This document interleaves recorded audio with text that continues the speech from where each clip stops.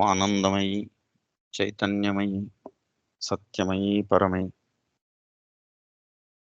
ಜಗತಃ ಪಿತರೌ ವಂದೇ ಶ್ರೀ ಮೀರಾರವಿಂದಂ. ಓಂ ಶ್ರೀ ಅರವಿಂದ ಮೀರಾ. ಕಳೆದ ವಾರ ಕರ್ಮ ಮತ್ತು ನ್ಯಾಯವನ್ನು ನೋಡಿದಿವಿ. ಸ್ವಲ್ಪ ಕ್ಲಿಷ್ಟ ಇದೆ. ಮುಂದಿನ ಭಾಗಗಳು ಇನ್ನೂ ಸ್ವಲ್ಪ ಹೆಚ್ಚು ಕ್ಲಿಷ್ಟ ಆಗ್ತವೆ. ಕೊನೆಯಲ್ಲಿ ದ ಟ್ಯಾಂಗಲ್ ಆಫ್ ಕರ್ಮ, ಕರ್ಮದ ಚಿಗ್ಗಂಟಿಗೆ ಬಂದು ನಿಲ್ತೇವೆ ನಾವು.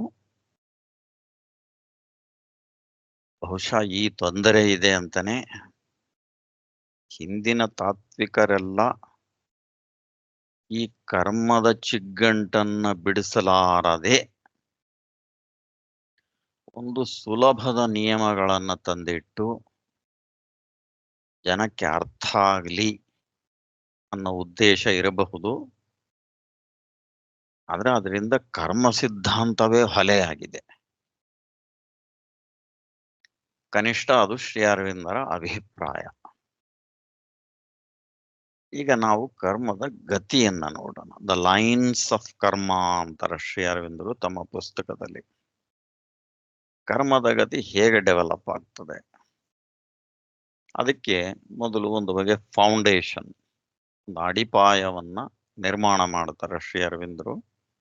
ಅದು ಅರ್ಥ ಆಗೋದಿಕ್ಕೆ ಇದು ಅಗತ್ಯ ಇದೆ. ಈ ಕರ್ಮದ ಅಡಿಪಾಯ, ಕರ್ಮದ ಕಲ್ಪಕ ಭಾವದ ಹಿಂದೆ ಎರಡು ಘಟಕ ಅಂಶಗಳಿವೆ. ಪ್ರಕೃತಿಯ ನಿಯಮ, ಅದರ ಊರ್ಜೆಯ ನಿಯಮ, ಮತ್ತು ಆ ನಿಯಮದಡಿಯಲ್ಲಿರುವ ಜೀವ. ಈ ಜೀವವು ಆ ಊರ್ಜೆಯಲ್ಲಿ ಕಾರ್ಯವನ್ನು ಮುಂದಿಡುತ್ತದೆ ಮತ್ತು ಫಲಿತಗಳನ್ನು ಪಡೆಯುತ್ತದೆ.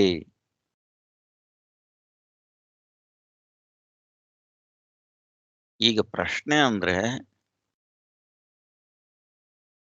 ಪ್ರಕೃತಿಯು ಮುಂದಿಡುವಂಥ ಒಂದು ಊರ್ಜೆ ಅಂದ್ರೆ ಎನರ್ಜಿ, ಇದು ಕೇವಲ ಯಾಂತ್ರಿಕನಾ? Is it mechanical?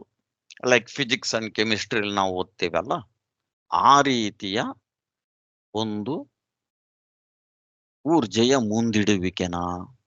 ಅದು ಅಷ್ಟೇ ಅನ್ನೋದಾದ್ರೆ ಮತ್ತೆ ಅದು ನಮ್ಮ ನೈತಿಕ ಮತ್ತು ಚೈತಿಕ ಅಥವಾ ಆಧ್ಯಾತ್ಮಕ್ಕೆ ಹೇಗೆ ಸಂಬಂಧಪಡ್ತದೆ?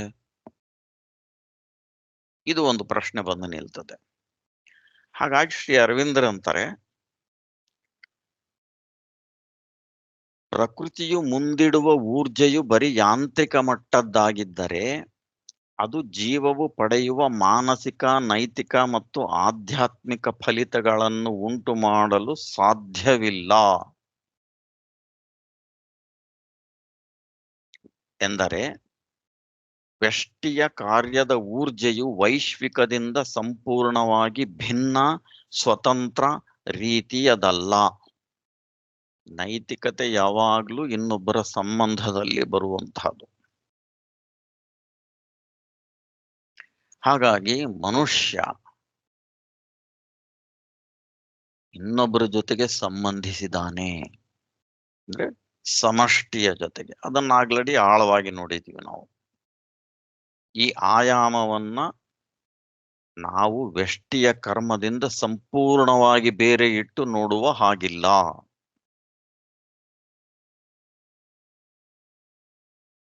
ವೈಶ್ವಿಕವು ವ್ಯಷ್ಟಿಯ ಊರ್ಜೆಯ ಮೂಲಕ ಕಾರ್ಯ ಮಾಡುತ್ತದೆ. Universal works through the individual. ಇದನ್ನು ಒಂದು ನಾವು ಮರಿತೇವೆ. ಯಾಕಂದ್ರೆ ತಾತ್ವಿಕರು ಇದಕ್ಕೂ ಹೆಚ್ಚು ಗಮನ ಕೊಟ್ಟಂತಿಲ್ಲ.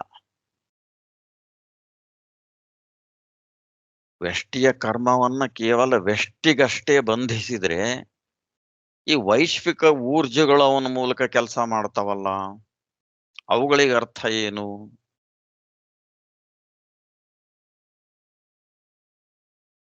ವ್ಯಷ್ಟಿಯ ವ್ಯವಸಾಯಕ್ಕೆ ಅದು ಒದಗುವುದಾದರೂ ಮನುಷ್ಯ ಇಂಡಿವಿಜುವಲಿ ಯೂನಿವರ್ಸಲ್ ಎನರ್ಜೀಸ್ ಅನ್ನ ಬಳಸ್ಕೋತಾನೆ. ಅದಕ್ಕೆ ಪರಿಣಾಮಗಳು ಬರ್ತವೆ. ಆ ಪರಿಣಾಮಗಳು ಅವನು ಸಮಾಜ ಜೀವಿ ಆಗಿರೋದ್ರಿಂದ ವ್ಯಷ್ಟಿ ಅವನ ಬೆಳವಣಿಗೆಗಳ ಮೇಲೂ ಪರಿಣಾಮ ಬೀರ್ತದೆ. ಸಾಮಾಜಿಕ ಅಂದ್ರೆ ಸಮಷ್ಟಿಲೇನೂ ಪ್ರಭಾವ ಬೀರ್ತದೆ.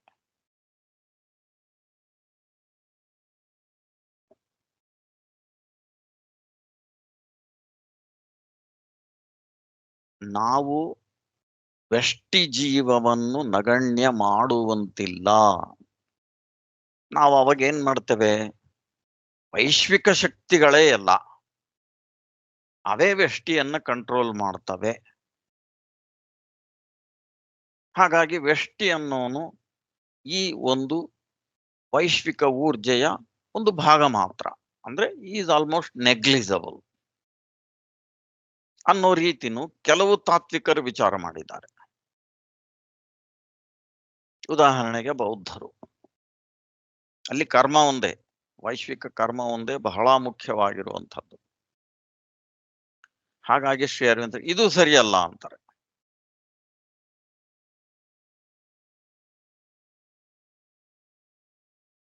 ಜೀವವು ತನಗೆ ಕೊಡಲ್ಪಟ್ಟ ಊರ್ಜೆಯನ್ನು ತನ್ನದೇ ಸಂವರತೆ ಅಂದ್ರೆ ಪೊಟೆನ್ಶಿಯಾಲಿಟಿ ಬಗೆಗಳಿಗೆ ಅನುಗುಣವಾಗಿ ಕಾರ್ಯ ಮಾಡುತ್ತದೆ ಮತ್ತು ಆ ಕಾರ್ಯಗಳನ್ನು ತನ್ನ ಇಚ್ಛಾಶಕ್ತಿಯಿಂದ ಸೀಮಿತಗೊಳಿಸುತ್ತದೆ. ಚೈತನ್ಯವು ವಿಶ್ವದ ಪ್ರಭುವಾದರೆ, ಈಶ್ವರನಾದರೆ, ವ್ಯಷ್ಟಿ ಜೀವವು ನಿಯೋಗಿ ಈಶ್ವರ, ಡೆಲಿಗೇಟ್ ಈಶ್ವರ. ತನ್ನದೇ ರೂಪ ಮತ್ತು ಊರ್ಜೆಗಳನ್ನು ತನ್ನಿಚ್ಛೆಯಂತೆ ಬಳಸಿಕೊಳ್ಳುವವನು. ಯೂನಿವರ್ಸಲ್ ಎನರ್ಜಿ ಏನಿದೆ ಅದನ್ನ ವ್ಯಷ್ಟಿ ಬಳಸ್ಕೊತಾನೆ. ಆ ಬಳಸ್ಕೊಳ್ಳುವಿಕೆಯಲ್ಲಿ ಕೆಲವು ಯೂನಿವರ್ಸಲ್ ನಿಯಮಗಳನ್ನ ಪಾಲನೆ ಮಾಡ್ತಾನೆ, ಕೆಲವು ವ್ಯಷ್ಟಿ ಧರ್ಮದ ನಿಯಮಗಳು ಇವೆ ಅವನಿಗೆ. ಅದು ಅವನ ಸ್ಪೆಷಾಲಿಟಿ. ಹಾಗಾಗಿ ಒಬ್ಬ ವ್ಯಕ್ತಿಯನ್ನ ನಾವು ಇನ್ನೊಬ್ಬ ವ್ಯಕ್ತಿಯಿಂದ ಭಿನ್ನ ಅಂತ ನೋಡ್ತೇವೆ. ಅದಕ್ಕೆ ಶ್ರೀ ಅರವಿಂದರು ಹೇಳ್ತಾರೆ, ಇದರ ಒಂದು ಒಟ್ಟಾರೆ ರೀತಿಯನ್ನ ನಾವು ನೋಡಬೇಕಾದ್ರೆ ವಾಸ್ತವಿಕವಾಗಿ ಪ್ರತಿ ವ್ಯಷ್ಟಿಯು ಜೀವನದಲ್ಲಿ ತನ್ನ ಪ್ರಭೇದದ ಒಂದು ಜೀವಿ, ಸ್ಪೀಸಿಸ್, ಹ್ಯೂಮನ್ಸಿಸ್, ಹೋಮೋಸೇಪಿಯನ್ಸ್ ಅಂತಾರೆ ವೈಜ್ಞಾನಿಕವಾಗಿ. ಅದರ ಒಂದು ಮೆಂಬರ್ ಇವನು. ಹೌದೇ? ವ್ಯಕ್ತಿಗೆ ತನ್ನ ವಿಶಿಷ್ಟ ಗುಣವಿದೆ. ಹಾಗೆ ಆ ಗ್ರೂಪ್ ಮಾನವನಾಗಿರೋದ್ರಿಂದ ಮಾನವತೆಯ ಕೆಲವು ಗುಣಗಳಿವೆ. ಹೇಗೆ ಅಂದ್ರೆ ಮಾವಿನ ಹಣ್ಣು, ಮಾವಿನ ಹಣ್ಣಿಗೆ ಹಣ್ಣಿನ ಎಲ್ಲಾ ಗುಣಗಳಿವೆ. ಹೌದೇ? ಒಂದು ಜನರಲ್ ಹಣ್ಣು ಅಂತ ನಾವೇನು ಕನ್ಸೀವ್ ಮಾಡ್ತೇವೆ ಅದರ ಗುಣಗಳಿವೆ. ಅದರಲ್ಲಿ ವಿಶಿಷ್ಟವಾಗಿ ಮಾವಿನತ್ವ ಇದೆ, ಮ್ಯಾಂಗೋನೆಸ್ ಇದೆ. ಹಾಗೆಯೇ ವ್ಯಷ್ಟಿ ಕೂಡ ಒಬ್ಬ ವ್ಯಕ್ತಿ ಈ ಎರಡೂ ಧರ್ಮಗಳನ್ನ ಒಂದೇ ಸಾರಿಗೆ ನಿಭಾಯಿಸ್ತಾ ಇರ್ತಾನೆ. ತನ್ನ ವ್ಯಕ್ತಿ ವಿಶಿಷ್ಟತೆ ಇದೆ, ವ್ಯಕ್ತಿ ಧರ್ಮ ಇದೆ, ಹಾಗೆಯೇ ಅವನಿಗೆ ಮಾನವತೆಯ ಒಂದು ಧರ್ಮ ಇದೆ. ಹೋಮೋಸೆಪಿಯನ್ಸ್ ಆಗಿರುವಂತ ಒಂದು ಧರ್ಮ ಇದೆ. ಅವನಲ್ಲಿ ಒಂದು ಸಾಮಾನ್ಯ ಮತ್ತು ವ್ಯಷ್ಟೀಯ ಸ್ವಧರ್ಮ ಇದೆ. ಪ್ರಾಕೃತಿಕ ತತ್ವ ಮತ್ತು ಕಾರ್ಯದ ನಿಯಮ ಇದೆ.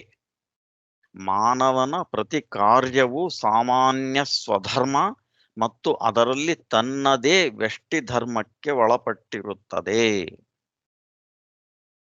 ಇದನ್ನು ಸ್ವಲ್ಪ ನಾವು ಅರ್ಥ ಮಾಡ್ಕೋಬೇಕು. ಈಗ ಸ್ವಲ್ಪ ಸರಳ ಮಾಡಿ ಹೇಳೋದಾದ್ರೆ, ಒಬ್ಬ ಶಿಕ್ಷಕ ನಾವು ತಗೊಳ್ಳೋ, ಒಬ್ಬ ಟೀಚರ್, ಅವನು ಟೀಚರ್ ಆಗಿ ಮಾಡುವಂಥ ಕೆಲವು ಕರ್ತವ್ಯಗಳಿವೆ. ಹೌದೇ?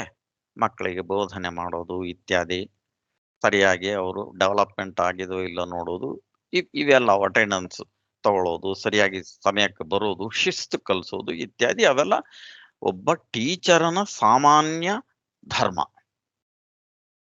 ಆದ್ರೆ ಅದರಲ್ಲಿನೇ ಪ್ರತಿಯೊಬ್ಬ ಟೀಚರು ತನ್ನದೇ ಒಂದು ವ್ಯಷ್ಟಿ ಧರ್ಮವನ್ನ ಪಾಲನೆ ಮಾಡ್ತಾ ಇರ್ತಾನೆ. ಅದರ ಪರಿಣಾಮ ಸ್ವರೂಪ ಅಂದ್ರೆ ಏನು ಅಂದ್ರೆ ಪ್ರತಿಯೊಬ್ಬ ವ್ಯಕ್ತಿನೂ ನೋಡ್ಕೋಬಹುದು.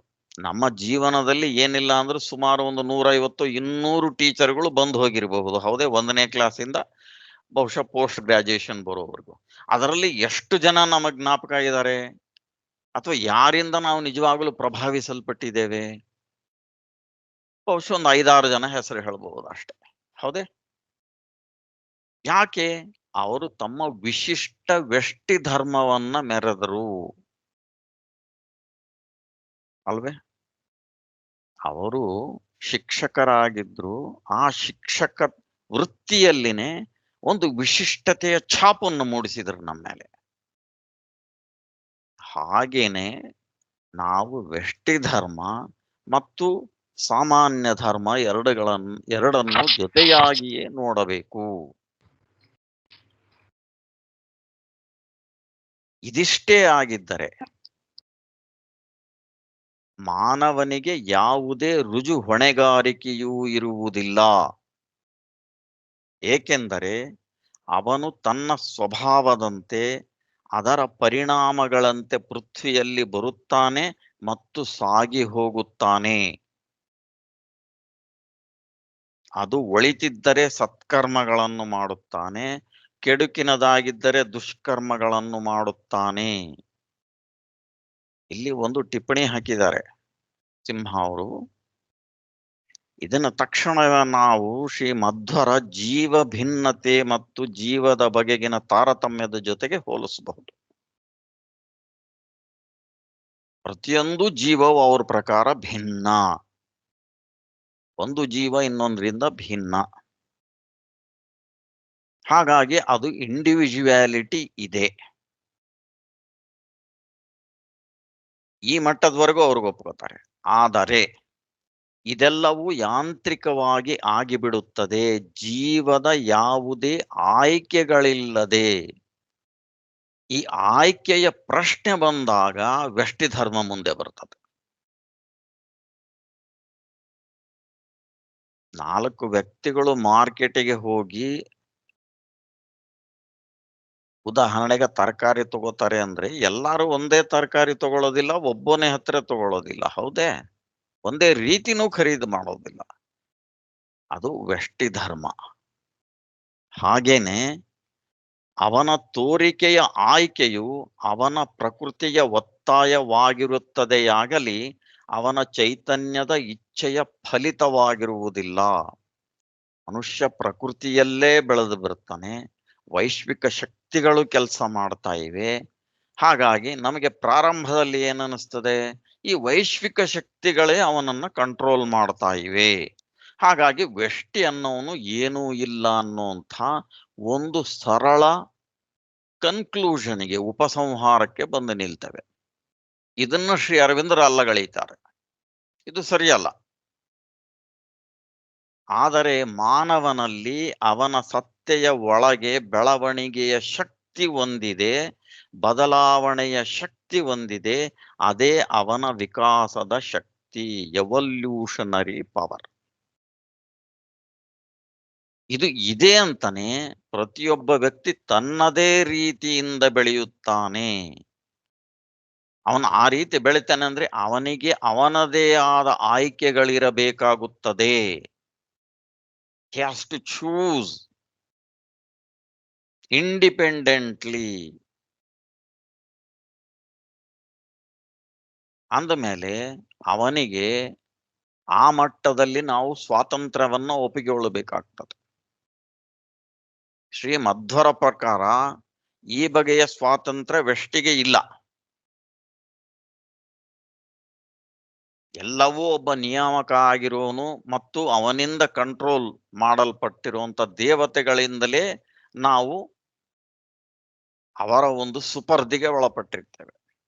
ಇದನ್ನ ಶ್ರೀ ಅರವಿಂದರು ಒಪ್ಪೋದಿಲ್ಲ. ಮಾನವನಲ್ಲಿರುವ ಜೀವ ಸೈಕಿಕ್ ಬೀಯಿಂಗ್ ಏನಿದೆ ಅದಕ್ಕೆ ಆಯ್ಕೆಯ ಸ್ವಾತಂತ್ರ್ಯ ಇದೆ.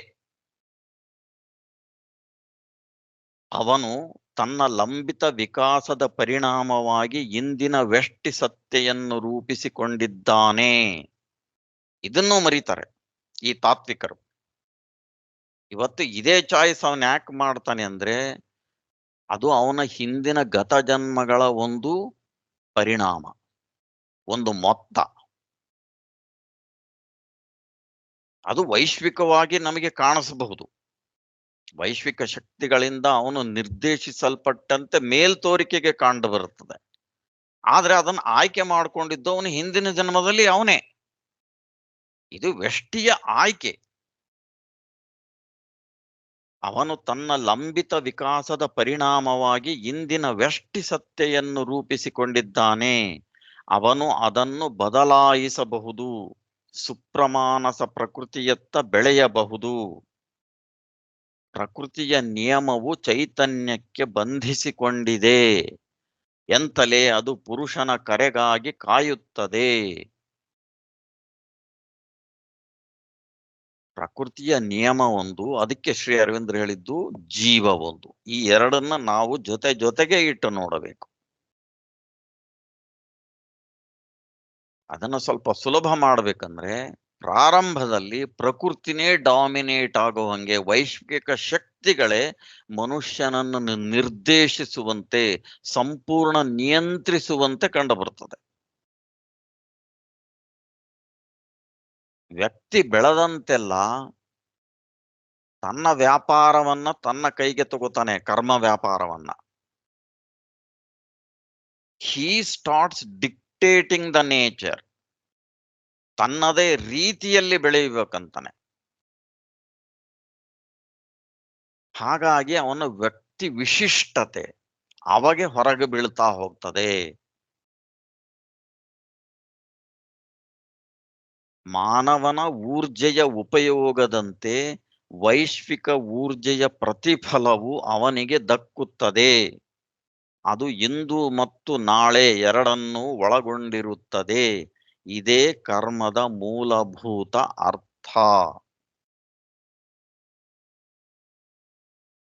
ಕೇವಲ ಕರ್ಮವನ್ನ ಒಂದೇ ಜನ್ಮಕ್ಕೆ ಬಂಧಿಸಿರುವಂಥ ಕ್ರೈಸ್ತ ಸಿದ್ಧಾಂತವೇ ಆಗಲಿ ಅಥವಾ ಕುರಾನ್ ಸಿದ್ಧಾಂತವೇ ಆಗಲಿ ಬಹಳ ಲಾಘವವನ್ನು ಹೊಂದುತ್ತವೆ. ಬಹಳಷ್ಟು ಸಂಗತಿಗಳನ್ನ ಅವು ವಿವರಿಸಲಾರದೆ ಹೋಗ್ತವೆ. ಒಂದು ವಿಪರೀತವಾದಗಳನ್ನ ಮುಂದಿಡುತ್ತವೆ. ಈ ತೊಂದರೆಯನ್ನ ಗಮನಿಸಿನೇ ಶ್ರೀ ಅರವಿಂದರು ಹೀಗೆ ಹೇಳುವುದು, ವ್ಯಕ್ತಿಗೆ ಈ ಸ್ವಾತಂತ್ರ್ಯವನ್ನ ನಾವು ಒಪ್ಪಲೇಬೇಕಾಗ್ತದೆ. ಹೀಗೆ ದೇಹದಲ್ಲಿ ಜನ್ಮ ತಾಳುವ ಚೈತನ್ಯದ ಕಾರ್ಯ ಮತ್ತು ವಿಕಾಸವು ಸುಲಭದ ಮತ್ತು ಸರಳವಾದ ಸಂಗತಿ ಎನ್ನಲಾಗುವುದಿಲ್ಲ. ಆಲ್ರೆಡಿ ನಮ್ಮ ಚೈತ್ಯ ಪುರುಷದ ಅಧ್ಯಯನದಲ್ಲಿ ಇದನ್ನು ಬಹಳ ಆಳವಾಗಿ ನೋಡಿದ್ವಿ. ಏನೆಲ್ಲ ಸ್ತರಗಳನ್ನ ಅದು ಒಳಗೊಳ್ಳುತ್ತದೆ, ಹೇಗೆ ಒಂದು ಚೈತ್ಯ ಪುರುಷ ಅಥವಾ ಜೀವ ದೇಹವನ್ನು ತೊರೆದ ಮೇಲೆ ಏನೆಲ್ಲ ಆಗುತ್ತದೆ ಮತ್ತು ಏನೆಲ್ಲವನ್ನು ತಗೊಂಡು ಮತ್ತೆ ಮರಳಿ ಬರ್ತದೆ. ಹೌದೇ? ಅದು ಒಂದು ಸಂಕೀರ್ಣ ಪ್ರಕ್ರಿಯೆ, ಅದು ಪ್ರಾಸೆಸ್. ಏಕೆಂದರೆ ಇಲ್ಲಿ ಬಹಳ ಎಳೆಗಳಿವೆ, ಬಹು ದರ್ಜೆಗಳಿವೆ, ಪ್ರಕೃತಿಯ ಊರ್ಜೆಯ ರೂಪಗಳಿವೆ. ಹಾಗಾಗಿ ಇದು ಒಂದು ಬಗೆಯ ಕಾಂಪ್ಲೆಕ್ಸಿಟಿ ಇದೆ ಕರ್ಮದಲ್ಲಿ. ನಾವು ಅದನ್ನು ಅತಿ ಸರಳ ಮಾಡ್ಲಿಕ್ಕೆ ಹೋದಾಗ ಬಹಳಷ್ಟು ವಿಪರೀತವಾದಗಳನ್ನ ತಂದಿಡ್ತೇವೆ ನಾವು. ಅದನ್ನೇ ನಾವು ಜನಜನಿತ ಕರ್ಮ ಸಿದ್ಧಾಂತದಲ್ಲಿ ನೋಡಬಹುದು. ಹಾಗಾಗಿ ಅದು ಹಾಸ್ಯಾಸ್ಪದ ಸ್ಥಿತಿಗೆ ಬಂದು ನಿಂತಿದೆ. ವೈಚಾರಿಕ ವ್ಯಕ್ತಿಗೆ ಈ ಪಾರಂಪರಿಕ ಕರ್ಮ ಸಿದ್ಧಾಂತ ಅನ್ನೋದು ಒಂದು ಹಾಸ್ಯಾಸ್ಪದ ಸಂಗತಿ. ಆದ್ರೆ ಶ್ರೀ ಅರವಿಂದರು ಅದನ್ನು ಒಪ್ಪುವುದಿಲ್ಲ. ಯಾಕೆಂದ್ರೆ ಕರ್ಮದ ನಿಜವಾದ ಅರ್ಥ ಇದೆ. ಕರ್ಮದ ಹೊರೆಯಿಂದಾಗಿ ಮನುಷ್ಯನಿಗೆ ಪುನರ್ಜನ್ಮ ಇದೆ. ಆ ಪುನರ್ಜನ್ಮಗಳ ಮೂಲಕ ಅವನು ಬೆಳೆಯುವುದಿದೆ. ಬೆಳೆಯುತ್ತಾ ಬೆಳೆಯುತ್ತಾ ಅವನು ತನ್ನ ಕರ್ಮದ ಪ್ರಭುವೇ, ಮಾಸ್ಟರ್ ಆಗುವುದಿದೆ. ನಾವು ಈ ಹಿನ್ನೆಲೆಯಿಂದ ನೋಡಿದಾಗ ಮನುಷ್ಯನ ಭೂಮಿಯ ಮೇಲಿನ ಒಂದು ಜೀವನಕ್ಕೆ ಬಹಳ ಅರ್ಥ ತುಂಬಬೇಕಾಗ್ತದೆ. ಅದು ಒಂದು ವ್ಯರ್ಥ ಜೀವನವೂ ಅಲ್ಲ, ಅದು ಒಂದು ಆಕಸ್ಮಿಕವೂ ಅಲ್ಲ, ಅದು ಯಾವುದೋ ಒಂದು ಕರ್ಮದ ದೇವತೆ ನಿನಗೆ ಕೊಟ್ಟ ಶಿಕ್ಷೆಯೂ ಅಲ್ಲ. ಇವು ಯಾವೂ ಅಲ್ಲ. ಕರ್ಮ ಅನ್ನೋದು ಜೀವದ ಬೆಳವಣಿಗೆಗೆ ಇರುವಂತಹ ಒಂದು ಪರಿಕರ. ಅವನ ಬೆಳವಣಿಗೆಗೆ ಇರುವಂತಹ ಒಂದು ಟೂಲ್, ಒಂದು ಮೀನ್ಸ್, ಒಂದು ಸಾಧನ.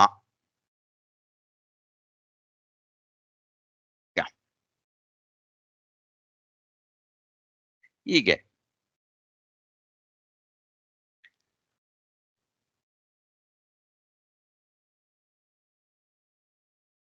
ಭೌತಿಕ ಸತ್ತೆ ಈ ಪ್ರಪಂಚದಲ್ಲಿ ಮತ್ತು ಪ್ರಕೃತಿಯ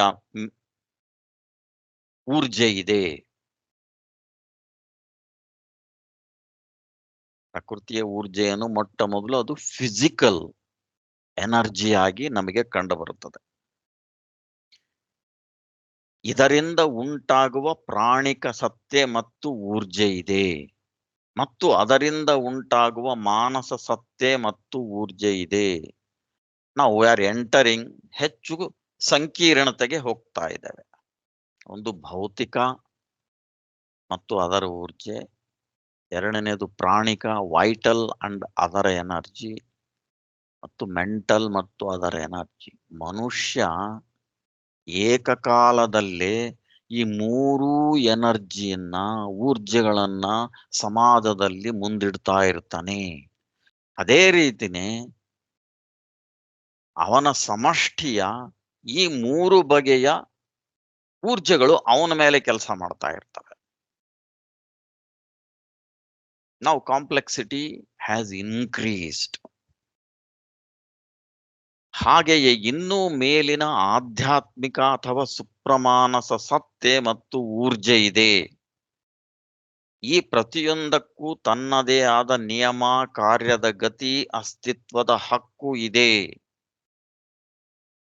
ಇವುಗಳೆಲ್ಲ ಪೂರ್ಣತೆಯ ಅಗತ್ಯವಾಗಿ ಮೂಲಭೂತವಾಗಿ ಇವೆ. They exist fundamentally. ಪ್ರತಿಯೊಂದು ತನ್ನದೇ ಗತಿಯನ್ನು ಅನುಸರಿಸುತ್ತದೆ. ಇದು ಬಂದಿರೋ ಕಾಂಪ್ಲೆಕ್ಸಿಟಿ. ಭೌತಿಕ ಶಕ್ತಿಗಳು, ಊರ್ಜೆಗಳು ತಮ್ಮದೇ ರೀತಿ ಹೋಗ್ತವೆ. ಅವುಗಳಿಗೆ ನೈತಿಕ ನಿಯಮನ್ನ ಹಾಕಲಕ್ಕೆ ಬರೋದಿಲ್ಲ. ಯಾಕಂದ್ರೆ ನೈತಿಕ ನಿಯಮ ಏನು? ಅದು ನಮ್ಮ ಮಾನಸದ ಕನ್ಸ್ಟ್ರಕ್ಟ್. ಮುಂದೆ ನೋಡ್ತೇವೆ ಅದನ್ನ ಆಳವಾಗಿ. ಏಕೆ ಇದು ಅಪ್ಲೈ ಆಗೋದಿಲ್ಲ? ಯಾಕೆ ಹೇಳಬೇಕಾಯ್ತು ಅಂದ್ರೆ, ಈ ವಿಚಾರದಲ್ಲಿ ಗಾಂಧಿ, ಮೋಹನ್ ದಾಸ್ ಕರಮ್ಚಂದ್ ಗಾಂಧಿ ಅಪಾರವಾಗಿ ಎಡವುತ್ತಾರೆ ಕರ್ಮವನ್ನು ಅರ್ಥ ಮಾಡ್ಕೊಳ್ಳೋದ್ರಲ್ಲಿ.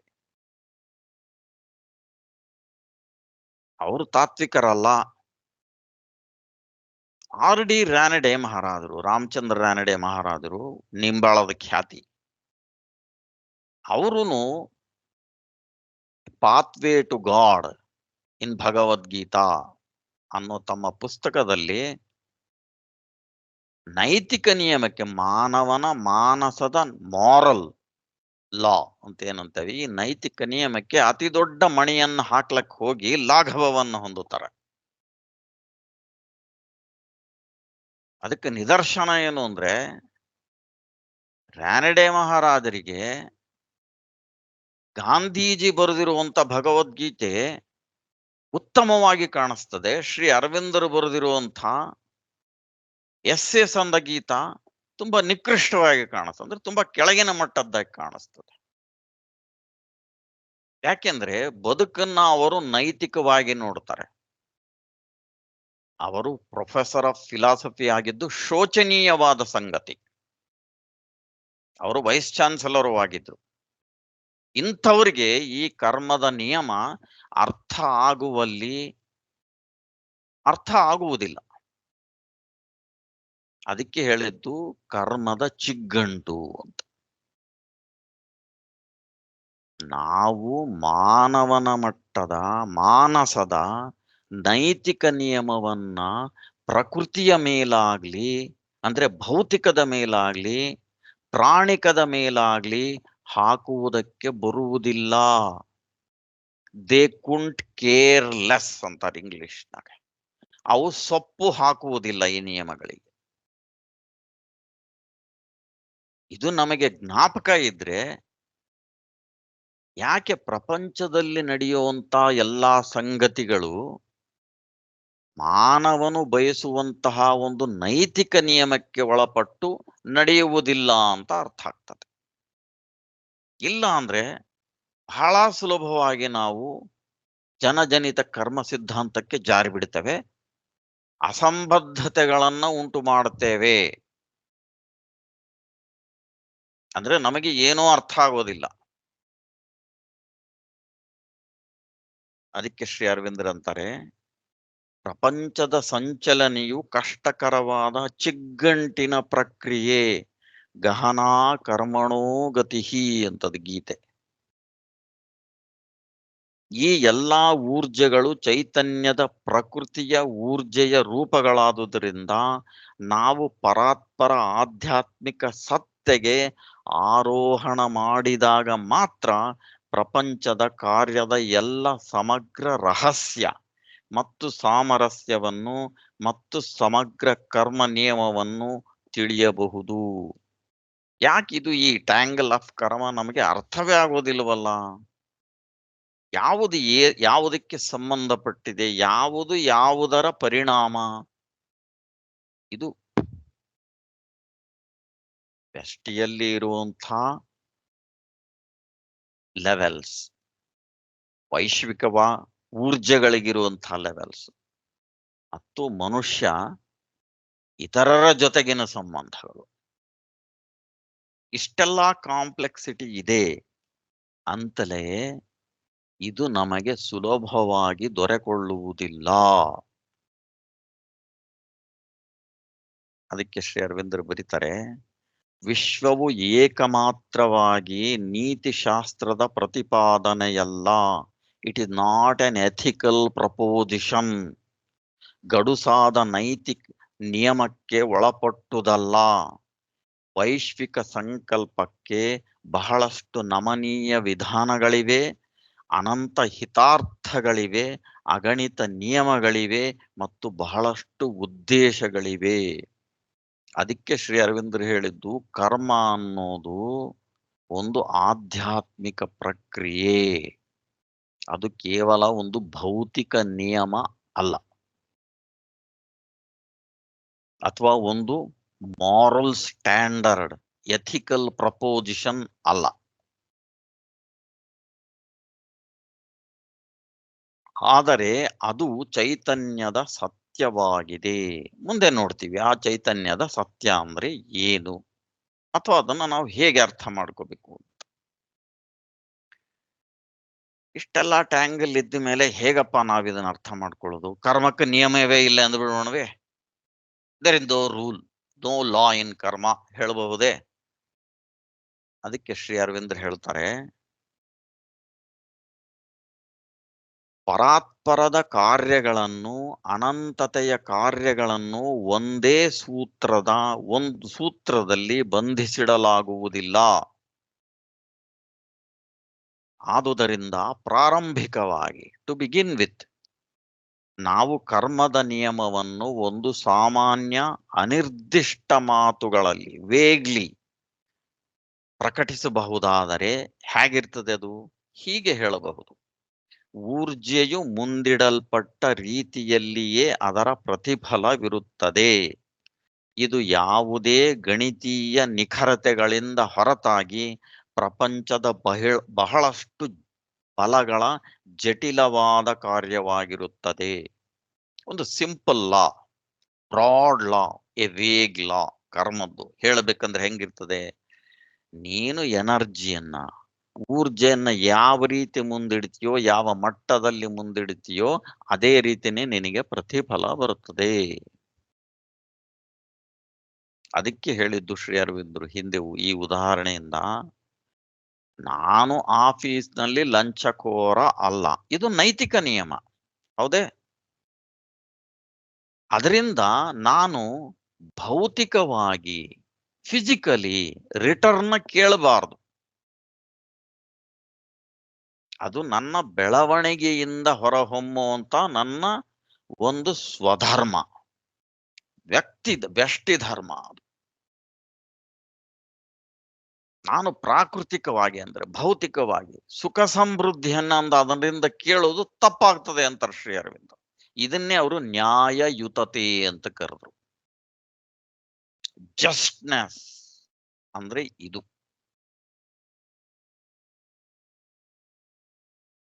ಹೀಗೆ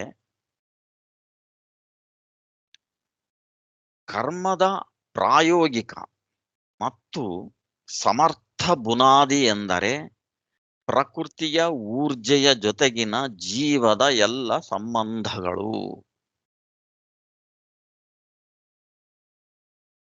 ಜೀವ ಇದೆ, ಒಂದು ವ್ಯಷ್ಟಿ, ಇತರೆ ಜೀವಗಳು ಇವೆ, ಹೌದಿಲ್ಲ? ಅಂದ್ರೆ ಅವನಂತೆ ಇತರೆ ಮನುಷ್ಯರು ಇದ್ದಾರೆ. ಕರ್ಮದ ಪ್ರಭು ಆಗಿರುವಂಥ ಅಥವಾ ನಿಯಾಮಕ ಅನ್ರಿ, ಅಥವಾ ಎಲ್ಲದಕ್ಕೂ ನಿಯಂತ್ರಣದಲ್ಲಿಟ್ಟಿರುವಂಥ ಒಂದು ಚೈತನ್ಯ ತತ್ವ, ಅದನ್ನೇ ಭಗವಂತ ಅಂತೇವೆ. ಅದು ಒಂದಿದೆ. ಮನುಷ್ಯ ಕಾರ್ಯಶೀಲನಾಗಿರುವಂಥ ಕ್ಷೇತ್ರ ಪ್ರಕೃತಿ ಇದೆ, ಯಾಕಂದ್ರೆ ಅದಕ್ಕೆ ತನ್ನದೇ ನಿಯಮಗಳಿವೆ. ಈ ಮೂರು ಸಂಗತಿಗಳಿವೆ. ಎಂದರೆ ಪುರುಷನು ಮಾಡಿಕೊಳ್ಳುವ ಪ್ರಕೃತಿಯ ಉಪಯೋಗ. ಪುರುಷ ಇಸ್ ಎ ಕಾನ್ಶಿಯಸ್ ಬೀಯಿಂಗ್, ಹೌದೇ? ಹಾಗಾಗಿ ಅವನು ಪ್ರಕೃತಿಯನ್ನ ಬಳಸ್ಕೋತಾನೆ. ಪ್ರಕೃತಿಯ ಊರ್ಜೆಗಳ ಮೇಲೆ ಜೀವದ ಆಗ್ರಹ ಮತ್ತು ಸಮ್ಮತಿ, ಹಾಗೆಯೇ ಜೀವದ ಮೇಲೆ ಆ ಊರ್ಜೆಗಳ ಅನುವರ್ತನ ಅಂದ್ರೆ ರಿಫ್ಲೆಕ್ಸ್, ಇದು ನಮ್ಮ ಜನ್ಮಗಳ ಪ್ರಗತಿಯನ್ನು ನಿರ್ಧರಿಸುವುದಾಗಬೇಕು. ನಾನು ಕೆಲವು ಬಗೆಯ ಊರ್ಜೆಗಳನ್ನು ಮುಂದಿಡುತ್ತೇನೆ. ನೈತಿಕ ಇರಬಹುದು, ಭೌತಿಕ ಇರಬಹುದು, ಆಧ್ಯಾತ್ಮಿಕನೂ ಇರಬಹುದು. ಪ್ರಕೃತಿ ಅದಕ್ಕೆ ರಿಫ್ಲೆಕ್ಸ್ ಆಗಿ, ಅನುವರ್ತನವಾಗಿ ಕೆಲವೊಂದು ವಾಪಾಸಾತಿಗಳನ್ನ ಕೊಡಮಾಡ್ತಾಳೆ. ಇದೆರಡರ ವ್ಯಾಪಾರದಿಂದ ಏನಾಗಬೇಕು? ನನ್ನ ಜೀವದ ಬೆಳವಣಿಗೆ ಆಗಬೇಕು. ಹಾಗಾಗಿ ನಾನು ಈ ನಿಯಮಗಳು ಏನು ಅನ್ನೋದನ್ನ ಅರ್ಥ ಮಾಡಿಕೊಳ್ಳಲೇಬೇಕಾಗ್ತದೆ. ಯಾಕಂದ್ರೆ ನಾವು ನೋಡಿದ್ವಿ, ಜನಜನಿತ ಕರ್ಮ ಸಿದ್ಧಾಂತ ಬಹಳಷ್ಟು ಸಂಗತಿಗಳನ್ನ ಹೊಲೆ ಮಾಡಿದೆ, ಕುಲಿಗೆಡಿಸಿದೆ. ಹಾಗಾಗಿ ಅದರಿಂದ ನಾವು ಹೆಚ್ಚಿನದೇನನ್ನು ಬಯಸುವಂತಿಲ್ಲ. ಈಗ ನಿಜ ನಿಯಮಗಳು ಯಾವುವು? ನಾವು ಆ ನಿಯಮಗಳನ್ನು ಹುಡುಕ್ಲಕ್ಕೆ ಹೊರಟಿದ್ದೇವೆ ಶ್ರೀ ಅರವಿಂದರ ಬೋಧನೆಯ ಮೂಲಕ. ಇದರ ಇನ್ನೊಂದು ಮುಖವೆಂದರೆ ನನ್ನ ಮತ್ತು ಇತರರ ಸಂಬಂಧ. ನಾನು ಮುಂದಿಡುವ ಊರ್ಜೆಗಳು ಇತರರನ್ನು ಪ್ರಭಾವಿಸುವ ರೀತಿ ಮತ್ತು ಅವುಗಳಿಂದ ಬರುವ ಅನುವರ್ತನದ ಪರಿಣಾಮಗಳು, ಇದನ್ನೂ ನಾವು ಗಣಿಸಬೇಕಾಗಿದೆ. ಇದು ಎರಡನೇದು. ಒಂದು ಜೀವ ಅಥವಾ ವ್ಯಷ್ಟಿ ಮತ್ತು ಪ್ರಕೃತಿಯ ಸಂಬಂಧ, ಸುಲಭ ಮಾಡಿ ಹೇಳಬೇಕಂದ್ರೆ. ಎರಡನೇದು ಜೀವ ಮತ್ತು ಜೀವರುಗಳ ಸಂಬಂಧ. There is an exchange between ಒಬ್ಬ ಇಂಡಿವಿಜುವಲ್ ಮತ್ತು ಅವನ ಸುತ್ತ ಇರುವಂತ ಅವನದೇ ರೀತಿಯ ಜೀವರುಗಳು ಅಥವಾ ಇತರೆ ಮಾನವರು. ಇದು ಎರಡನೇದು. ನಾನು ಇತರರ ಮೇಲೆ ಮುಂದಿಡುವ ಊರ್ಜೆಯು ಭೌತಿಕ, ನೈತಿಕ, ಮಾನಸಿಕ ಮತ್ತು ಆಧ್ಯಾತ್ಮಿಕವಾಗಿದ್ದು ಅವುಗಳಿಂದ ತಿರುಗಿ ಬರುವಂತಹದೂ ಮಿಶ್ರ ಗುಣವನ್ನು ಹೊಂದಿರುತ್ತದೆ. ಇವುಗಳ ಲೆಕ್ಕಾಚಾರವು ಅತೀವ ಸಂಕೀರ್ಣವಾಗಿರುವುದಾಗಿ ನಿಖರ ಗಣನೆಗೆ ಸಿಕ್ಕುವುದು ದುಷ್ಕರ. ನಮ್ಮ ಮೂಲಕ ಕಾರ್ಯ ಮಾಡುವ ವೈಶ್ವಿಕ ಊರ್ಜೆಗಳಲ್ಲಿ ನಮ್ಮ ಪಾಲು ಉಪಕರಣದಂತೆ ಇರುತ್ತದೆ. ಇದು ಹೆಚ್ಚಾಗಿ ನಮ್ಮ ಅಂತಸ್ಥಲೀಯದ ಸಮ್ಮತಿ ರೂಪದ್ದಾಗಿರುತ್ತದೆ. It is only a subliminal consent ಅಂತಾರೆ. ವೈಶ್ವಿಕ ಶಕ್ತಿಗಳ ಒಂದು ನಮ್ಮ ಮೇಲೆ ಏನು ಪ್ರಭಾವ ಬೀರುತ್ತವೆ, ಅದರಲ್ಲಿ ನಮ್ಮ ವ್ಯಷ್ಟಿಯ ಪಾತ್ರ ಏನು? ಒಂದು ಸಣ್ಣ ಉದಾಹರಣೆ ಕೊಡ್ತೇನೆ. ಮೊನ್ನೆ ಎಲೆಕ್ಷನ್ ಆಯ್ತು. ನಾನು ಬಿಜೆಪಿಗೆ ವೋಟ್ ಹಾಕಬೇಕೆ, ಕಾಂಗ್ರೆಸ್ಸಿಗೆ ವೋಟ್ ಹಾಕಬೇಕೆ? ಒಂದು ಸಿಂಪಲ್ ಪ್ರಶ್ನೆ, ಹೌದೇ? ಪ್ರತಿಯೊಬ್ಬರನ್ನು ಕಾಡುವಂಥದ್ದು ಇದು. ಇದಕ್ಕೆ ಅವರವರೇ ನಿರ್ಧಾರ ತಗೋಬೇಕು. ನಾನು ಮಾನಸಿಕವಾಗಿ ಏನನ್ನ ಸಪೋರ್ಟ್ ಮಾಡ್ತೇನೆ ಅನ್ನೋದು, ಯಾಕಂದ್ರೆ that is A mental energy that I am putting in society. ಹೌದೇ? ನನಗನ್ಸಬಹುದು ನನ್ನ ಚಿಂತನೆಗಳು ನನ್ನ ಒಳಗೆ ಇವೆ, ಯಾರಿಗೂ ಗೊತ್ತಾಗ್ಲಕ್ಕಿಲ್ಲ ಅಂತ. ಇದು ಶುದ್ಧ ತಪ್ಪು. ಚಿಂತನೆಗಳಿಗೆ ತಮ್ಮದೇ ಆದ ಶಕ್ತಿ ಇದೆ, ತಮ್ಮದೇ ಆದ ಚಲನೆ ಇದೆ. ಹಾಗಾಗಿ ನಾನು ಮಾಡುವ ಚಿಂತನೆಗಳು they travel, they spread, they influence others. Shri Aurobindo ಏನಂದ್ರೆ ಇಲ್ಲಿ ಅಂತಸ್ಥಲೀಯದ ಸಮ್ಮತಿ ರೂಪದ್ದಾಗಿರುತ್ತವೆ. It is only a consent. ನಾನು ನನ್ನ ಮನಸ್ಸಿನಲ್ಲಿ ಕೊಡುವ ಒಪ್ಪಿಗೆ ಏನಿದೆ ಅದರಿಂದ ಸಂಗತಿಗಳು ಬದಲಾಗ್ತವೆ. ಯಾಕಂದ್ರೆ ಅದು ಒಂದು ಬಗೆಯ ಎನರ್ಜಿ, ಅದು ಒಂದು ಬಗೆಯ ಊರ್ಜೆ, ನನ್ನ ಮಾನಸದ ಊರ್ಜೆ. ನಾನು ನನ್ನ ಮನಸ್ಸಿನಲ್ಲಿ ಒಂದು ದುಷ್ಟ ಕರ್ಮ ಮಾಡುವವರಿಗೆ ನಾನು ಮಾನಸಿಕವಾಗಿ ಸಪೋರ್ಟ್ ಮಾಡಿದ್ರೆ ಅದರ ಪರಿಣಾಮ ಏನು? ನಾನು ತಿಳ್ಕೊತೀನಿ, ಯಾರಿಗೂ ಗೊತ್ತಾಗ್ತಾ ಇಲ್ಲಲ್ಲ, ನನ್ನ ಒಳಗೆ ನಡೀತಾ ಇದೆ ಅಷ್ಟೇ. ಆದ್ರೆ ಪರಿಣಾಮ ಸಮಾಜದಲ್ಲಿ ಆಗ್ತದೆ. ಯಾಕಂದ್ರೆ ಇದು ಸಮ್ಮತಿ ರೂಪದ್ದು ಮಾತ್ರ ಅಂತಾರೆ. ಮುಂದೆ ನೋಡುವ ಆ ಸಮ್ಮತಿ ರೂಪ ಯಾವ ರೂಪಗಳನ್ನು ತಾಳುತ್ತದೆ ಅಂತ. ಕರ್ಮದ ಇನ್ನೂ ಒಂದು ಸಾರಭೂತವಾದ ಪರಿಜ್ಞಾನವೆಂದರೆ ಜೀವದ ಮತ್ತು ಪರಾತ್ಪರದ ಅಥವಾ ಸರ್ವ ಆತ್ಮದ, ಆಲ್ ಸೆಲ್ಫ್, ಕ್ಯಾಪಿಟಲ್ ಎಸ್ ಅದು, ರೈಟ್, ಸಂಬಂಧ. ಇದರ ಮೇಲೆಯೇ ಎಲ್ಲವೂ ಸ್ಥಾಪಿಸಲ್ಪಟ್ಟಿದೆ ಮತ್ತು ಎಲ್ಲವೂ ಅದಕ್ಕೆ ಮರಳುತ್ತದೆ. ಬಹಳ ಸ್ವಲ್ಪದರಲ್ಲಿ ಹೇಳಬೇಕಂತಂದ್ರೆ ನಮ್ಮ ಮತ್ತು ಭಗವಂತನ ಆಲ್ ಸೆಲ್ಫ್ ಸಂಬಂಧ, ಸರ್ವ ಆತ್ಮದ ಸಂಬಂಧ. ವೈಶ್ವಿಕ ಊರ್ಜೆಯಲ್ಲಿನ ನಮ್ಮ ಕಾರ್ಯಗಳು ಪ್ರತಿ ಹೆಜ್ಜೆಯಲ್ಲಿ ಇದಕ್ಕೆ ಮೂಲಭೂತವಾಗಿ ಸಂಬಂಧಿಸಿಕೊಳ್ಳಬೇಕು. ನಾವು ಮಾಡೋ ಪ್ರತಿಯೊಂದು ಕಾರ್ಯ, ಕರ್ಮ ಈ ಒಂದು ಆಲ್ ಸೆಲ್ಫ್ ಅಥವಾ ಭಗವಂತನಿಗೆ ಸಂಬಂಧಪಟ್ಟಿರಬೇಕು. ಹೀಗೆ ಕರ್ಮದ ಎಲ್ಲ ಸಂಬಂಧಗಳು ಜೀವ ಪ್ರಕೃತಿ, ಜೀವ ಜೀವರುಗಳು, ಜೀವ ಭಗವಂತ, ಈ ಮೂರು ಸಂಗತಿಗಳ ಸಂಕೀರ್ಣ ಕೊಡಕೊಳ್ಳುವಿಕೆ ಮತ್ತು ಪ್ರಭಾವಗಳಲ್ಲಿದೆ. ಇನ್ ಸಮರಿ ಏನು?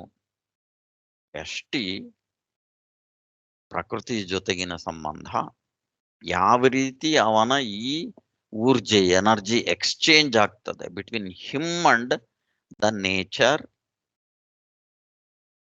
The universal nature, individual and other individuals, ಮತ್ತು individual and the divine or ಭಗವಂತ ಆರ್ ಆಲ್ ಸೆಲ್ಫ್. ಈ ಮೂರರ ನಾವು ವಿ ಕ್ಯಾನ್ ಇಮ್ಯಾಜಿನ್ ಇದು ಎಷ್ಟು ಸಂಕೀರ್ಣವಾಗಿದೆ ಅಂತ.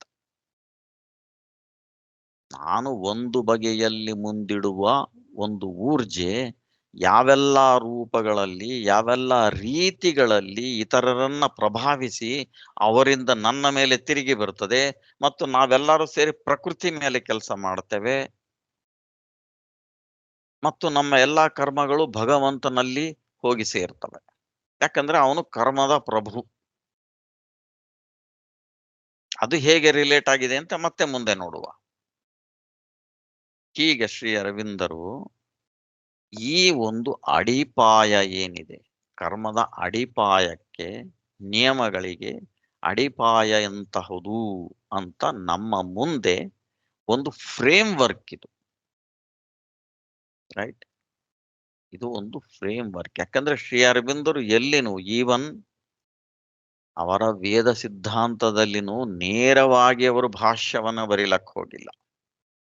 ನಮಗೆ ಮೆಥಡಾಲಜಿ ಕೊಡ್ತಾರೆ ಯಾವಾಗ್ಲೂ.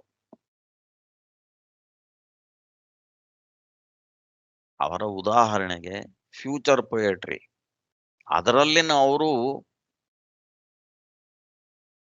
ಮಾಮೂಲ್ ರೀತಿ ಅಂದ್ರೆ ಸಾಮಾನ್ಯವಾಗಿ ಪ್ರೊಫೆಸರ್ಗಳು ವಿಶ್ಲೇಷಣೆ ಮಾಡುವಂತೆ ಆಂಗ್ಲ ಸಾಹಿತ್ಯವನ್ನ ಅಂದ್ರೆ ಕಾವ್ಯವನ್ನ ವಿಮರ್ಶೆ ಮಾಡಿಲ್ಲ. ವಿಮರ್ಶೆಯ ಘಟಕಗಳನ್ನ ಮುಂದಿಟ್ಟಿದ್ದಾರೆ. ಅಂದ್ರೆ ನೀನು ಅದನ್ನು ಉಪಯೋಗಿಸಿ ನೀನೇ ವಿಶ್ಲೇಷಣೆ ಮಾಡು. ಕೆಲವು ಮಾರ್ಗದರ್ಶನ ಕೊಟ್ಟಿದ್ದಾರೆ ಅಷ್ಟೇ, ಹೀಗೆ ಹೀಗೆ ಹೋದ್ರೆ ಸರಿಯಾದ ಹಾದಿಯಲ್ಲಿರ್ತೀಯ ಅಂತ. ಇದು ಅವರ ಘನತೆ, ಗ್ರೇಟ್ನೆಸ್ ಆಫ್ ಶ್ರೀ ಅರಬಿಂದೋನಿಯನ್ ರೈಟಿಂಗ್. ಹಾಗೆ ನಮಗೆ ಈ ಎಲಿಮೆಂಟ್ಸ್ ಆಫ್ ಕರ್ಮ, ಕರ್ಮದ ಗತಿ, ಅದರ ಬುನಾದಿ ಏನು, ಆ ಬುನಾದಿಯ ಘಟಕಗಳು, ಆ ಬುನಾದಿ ಯಾವ ರೀತಿ ಮಾಡಲ್ಪಡ್ತದೆ, ಈ ಒಂದು ಫ್ರೇಮ್ ವರ್ಕ್ ಅನ್ನ ಮುಂದಿಟ್ಟಿದ್ದಾರೆ. ಈ ಅಡಿಪಾಯದ ನಂತರ ಮುಂದಿಂದೇನು, ದ ಟೆರೆಸ್ಟ್ರಿಯಲ್ ಲಾ ಅಂತ ಹೇಳ್ತಾರೆ ಶ್ರೀ ಅರವಿಂದರು. ಮುಂದಿನ ಚಾಪ್ಟರ್ ಅಧ್ಯಾಯ 14ರಲ್ಲಿ ಏನಿದು, ಪೃಥ್ವಿ ನಿಯಮ, ಪೃಥ್ವಿಯಲ್ಲಿ ಹೇಗೆ ಈ ಕರ್ಮ ಚಾಲನೆಗೊಳ್ಳುತ್ತದೆ. ನಾವು ಆಲ್ರೆಡಿ ನೋಡಿದ್ವಿ, ಬೆಸ್ಟಿಗೆ ಪ್ರಕೃತಿ ಅಥವಾ ಭೌತಿಕ ನಿಯಮ ಇದೆ, ಬೆಳೆದಿರೋ ನಂತರ ಹಾಗೆ ಪ್ರಾಣಿಕ ನಿಯಮ ಇದೆ, ಇನ್ನೂ ಬೆಳೆದ ನಂತರ ಅಥವಾ ವಿಕಾಸವಾದ ನಂತರ ಮಾನಸದ ನಿಯಮ ಬರ್ತದೆ, ಅದರ ಮೇಲೆ ಮತ್ತೆ ಆಧ್ಯಾತ್ಮ ನಿಯಮ ಬರ್ತದೆ. ಇಷ್ಟು ಸ್ತರಗಳಲ್ಲಿ ಅವನು ಏಕಕಾಲದಲ್ಲೇ ಊರ್ಜೆಯನ್ನ ಮುಂದಿಡ್ತಾನೆ ಸಮಾಜದಲ್ಲಿ. ಹಾಗಾಗಿ ಈ ಪೃಥ್ವಿ ನಿಯಮ ಏನು, ಹೇಗೆ ಅದು ನಮಗೆ ರಿಟರ್ನ್ಸ್ ಕೊಡ್ತದೆ, ಈ ಕರ್ಮದ ವಾಪಸಾತಿಯ ನಿಯಮ ಏನು, ಅದನ್ನ ನೋಡುವ ಒಂದಷ್ಟು.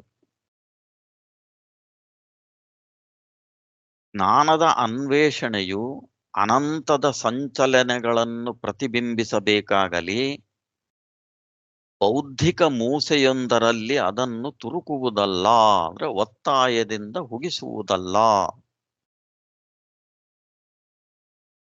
ಸಂಗತಿಗಳು ಹೇಗಿವೆಯೋ ಹಾಗೆ ಅವನ್ನ ಅರ್ಥ ಮಾಡ್ಕೊಳ್ಳಕ್ಕೆ ಪ್ರಯತ್ನ ಪಡಬೇಕಾಗ್ಲಿ, ನಮ್ಮ ಮಾನಸದ ಒಂದು ಸುಲಭ ನಿಯಮವನ್ನ ಮಾಡಿ ಪ್ರಪಂಚವೆಲ್ಲ ಅದಕ್ಕೆ ಒಳಪಡಬೇಕು ಅಂತ ಕೇಳೋದು ಶುದ್ಧ ಮೌಢ್ಯ. ಹಾಗಾಗಿನೇ ಆರ್ ಡಿ ರಾನಡೆ ಮಹಾರಾಜನ್ನ ಟೀಕೆ ಮಾಡಬೇಕಾಯ್ತು ಶ್ರೀ ಅರವಿಂದರು.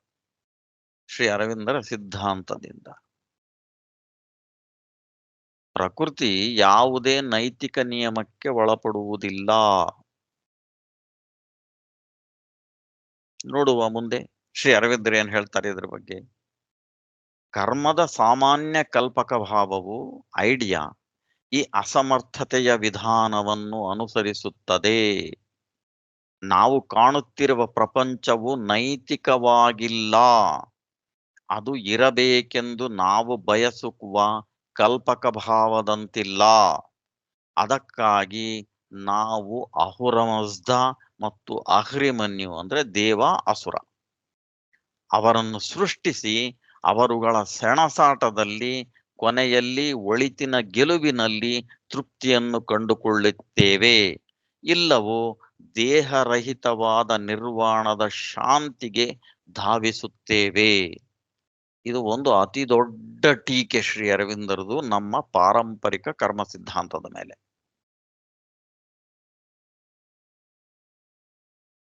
ನಾವು ಒಂದು ನೈತಿಕ ನಿಯಮನ್ನ ಮುಂದಿಡ್ತೇವೆ ಕರ್ಮ ಸಿದ್ಧಾಂತದಲ್ಲಿ. ನಾನು ಒಳ್ಳೆಯವನು, ನನಗೆ ಒಳ್ಳೆಯದಾಗಬೇಕು. ಎಲ್ಲ ರೀತಿಯಿಂದ ಭೌತಿಕವಾಗಿ, ಪ್ರಾಣಿಕವಾಗಿ, ಮಾನಸಿಕವಾಗಿ ಮತ್ತು ಆಧ್ಯಾತ್ಮಿಕವಾಗಿನೂ ಈ ನಿಯಮನ ಗಟ್ಟಿಯಾಗಿ ಹಿಡ್ಕೊಂಡ ಮೇಲೆ ನಾವು ಅದನ್ನ ಇತರರ ಮೇಲೆ ಇಂಪೋಸ್ ಮಾಡ್ತೇವೆ. ಇತರರು ಯಾರಿಲ್ಲಿ? ಪ್ರಕೃತಿ ಮತ್ತು ಭಗವಂತ ಇಬ್ಬರ ಮೇಲೂ ಇಂಪೋಸ್ ಮಾಡ್ತೇವೆ, ಮತ್ತು ಇತರರು ಉಳಿದ ಜನರ ಮೇಲೂ. ಅದು ನಿಯಮ ಕೆಲಸ ಮಾಡೋದಿಲ್ಲ ಅಂತ ತಕ್ಷಣನೇ ಕಂಡು ಬರ್ತದೆ, ಹೌದಿಲ್ಲ? ಯಾಕಂದ್ರೆ ಪ್ರಕೃತಿ ಯಾವುದೇ ನಿಯಮವು ನೈತಿಕವಾಗಿಲ್ಲ.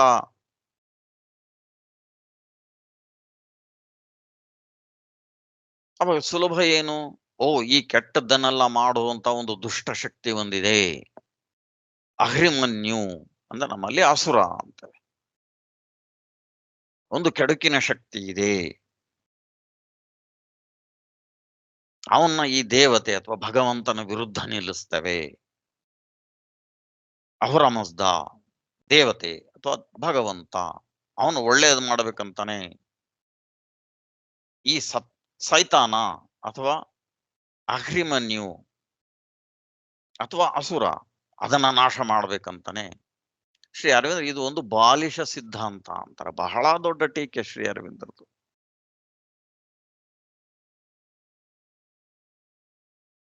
ಕಿಂಡರ್ ಗಾರ್ಟನ್ ನಾನ್ ಸೆನ್ಸ್, ಹೌದೇ, ಬಾಲವಾಡಿಯ ಅಸಂಬದ್ಧತೆ ಇದು.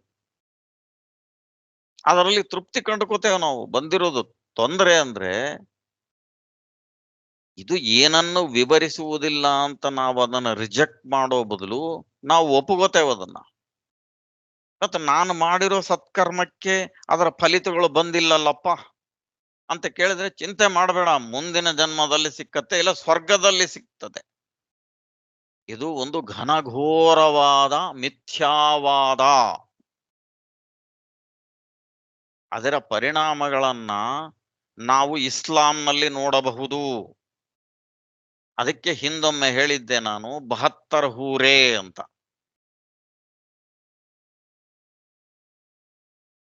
ಇಂಥ ಒಂದು ದೊಡ್ಡ ಮಿಥ್ಯಾವಾದವನ್ನ ಇದು ಹುಟ್ಟು ಹಾಕುತ್ತದೆ. ಅದಕ್ಕೆ ನಾವು ಬಹಳ ಎಚ್ಚರದಿಂದಿರಬೇಕು. ಕರ್ಮ ಮತ್ತು ಕರ್ಮದ ವಾಪಸಾತಿಯ ನಿಯಮಗಳನ್ನ ಅರ್ಥ ಮಾಡಿಕೊಳ್ಳುವಾಗೆ ಅದು ಸಂಕೀರ್ಣವಾಗಿದ್ರೆ ಸಂಕೀರ್ಣತೆಯನ್ನ ಹತ್ರ ಹೋಗಿನೇ ನೋಡುವ. ಸಂಪೂರ್ಣ ಬಿಡಿಸ್ಲಿಕ್ಕಾಗದೇ ಇದ್ರು ಕನಿಷ್ಠ ಮೇಜರ್ ಮೂಮೆಂಟ್ಸ್ ಎಲ್ಲಿವೆಯಪ್ಪ ಅಂತಾರು ಅರ್ಥ ಮಾಡ್ಕೊಳ್ಳಕ ಪ್ರಯತ್ನ ಪಡಬೇಕಾಗ್ಲಿ. ಒಂದು ಸುಲಭ ಸಿದ್ಧಾಂತವನ್ನ ಮುಂದಿಟ್ರೆ ನೀವು 72 ಹೂರೆ ಹತ್ರ ಹೋಗಿ ನಿಲ್ತೀರಾ.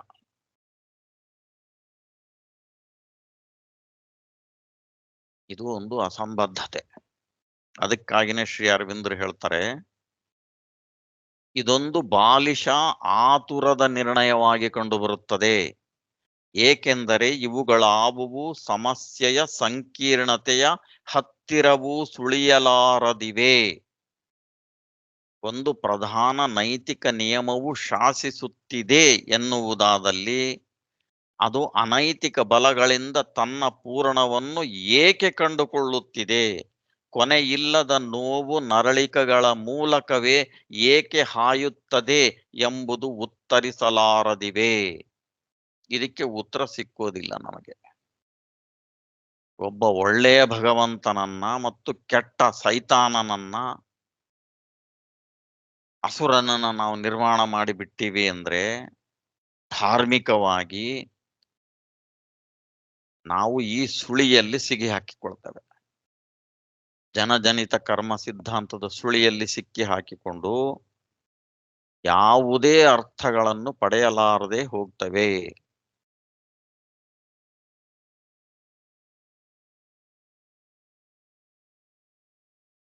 ಎಂದಾಗ ಅನಂತದಲ್ಲಿ ಇತರ ನಿಯಮಗಳು ಬಲಗಳು ಇದ್ದು ನೈತಿಕ ನಿಯಮವು ಅವುಗಳಿಗೆ ಬಾಗಿ ನಡೆಯಬೇಕಾದ ಅವಶ್ಯಕತೆ ಇದೆ ಎಂದು ತಿಳಿದು ಬರುತ್ತದೆ. ಒಂದು ಮಾರಲ್ ಸ್ಟ್ಯಾಂಡರ್ಡ್, ಮಾರಲ್ ಲಾ ನಮ್ಮ ಮುಂದಿಟ್ಟುಕೊಂಡು ನಾವು ಹೋದ್ರೆ ಅದು ಎಲ್ಲಿನೂ ಅಪ್ಲೈ ಆಗೋದಿಲ್ಲ ಅಂತ ಕಂಡು ಬಂದ್ರೆ ಎಷ್ಟು ಆಘಾತ ಆಗಬೇಡ ವ್ಯಕ್ತಿಗೆ.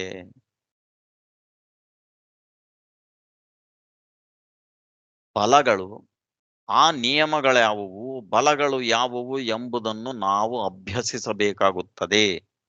ಮೊದಲು ನಾವು ಈ ಪೃಥ್ವಿ ನಿಯಮವನ್ನು ಪುನರ್ಜನ್ಮದಿಂದ ಹೊರತಾಗಿ ಸ್ವಲ್ಪ ದೂರ ಇಟ್ಟು ನೋಡೋಣ. ಬಹುಶಃ ಇದರಲ್ಲೇ ಪೂರ್ಣ ತತ್ವವು ಅಡಗಿರಬಹುದು ಮತ್ತು ಅದರಲ್ಲಿ ಪುನರ್ಜನ್ಮವು ಸೇರಿದ್ದರೂ ಮಹತ್ವವಿರಲಾರದುದು ಇರಬಹುದು.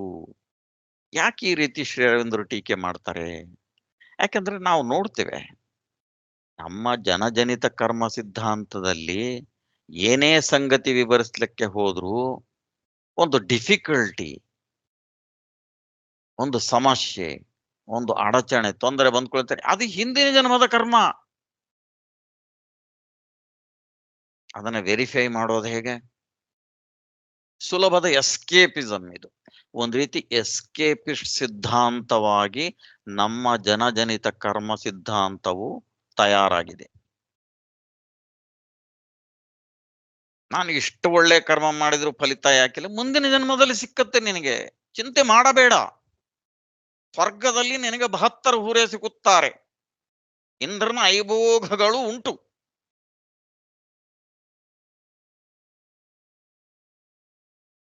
ಅದಕ್ಕೆ ಶ್ರೀ ಅರವಿಂದರು ಇಷ್ಟು ಉಗ್ರವಾಗಿ ಟೀಕೆ ಮಾಡ್ತಾರೆ ಇದನ್ನ. ನಮ್ಮ ಪೃಥ್ವಿ ನಿಯಮಗಳನ್ನೇ ನಾವು ನೋಡೋಣ. ಸ್ವಲ್ಪ ಆಳವಾಗಿ ನೋಡಿದ್ರೆ ಏನಾರು ಅರ್ಥ ಆಗ್ತದೆಯೋ, ಅಥವಾ ಕನಿಷ್ಠ ಮೇಜರ್ ಲೈನ್ಸ್ ಅಂತೇವಲ್ಲ, ಮೇಜರ್ ಲೈನ್ಸ್ ಆಫ್ ಕರ್ಮ, ಕರ್ಮದ ಗತಿಯ ಮುಖ್ಯ ಹೆದ್ದಾರಿಗಳನ್ನಾದರೂ ನಾವು ಗುರ್ತು ಹಚ್ಚಬಹುದು. ಮೊದಲನೇ ನಿಯಮ ಯಾವುದು ಪೃಥ್ವಿಯ ಮೇಲೆ? ಸ್ವಾಭಾವಿಕವಾಗಿ ಅದು ಭೌತಿಕ, ಹೌದೇ? ಫಿಸಿಕಲ್. ಪೃಥ್ವಿಯ ಮೇಲಿನ ಪ್ರಥಮ ಊರ್ಜೆ ಎಂದರೆ ಭೌತಿಕವಾದುದು. ಇದರ ನಿಯಮವೇನು? ಇದರ ಸ್ವಭಾವ ಸ್ವಧರ್ಮಗಳು ಯಾವುವು? ವಿದಿತವಿರುವಂತೆ ಈ ನಿಯಮವು ಯಾವುದೇ ನೈತಿಕ ಸೆಳೆವನ್ನು ಹೊಂದಿಲ್ಲ ಎನ್ನುವುದು.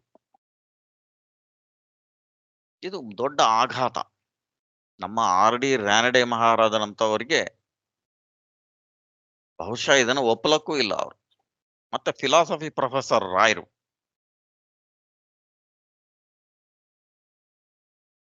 ಇನ್ನು ಗಾಂಧೀಜಿಯವರಂಥ ನೈತಿಕ ಸಿದ್ಧಾಂತಗಳನ್ನು ಮುಂದಿಡೋರ ಬಗ್ಗೆ ನಾವು ಮಾತಾಡೋ ಅಗತ್ಯನೇ ಇಲ್ಲ.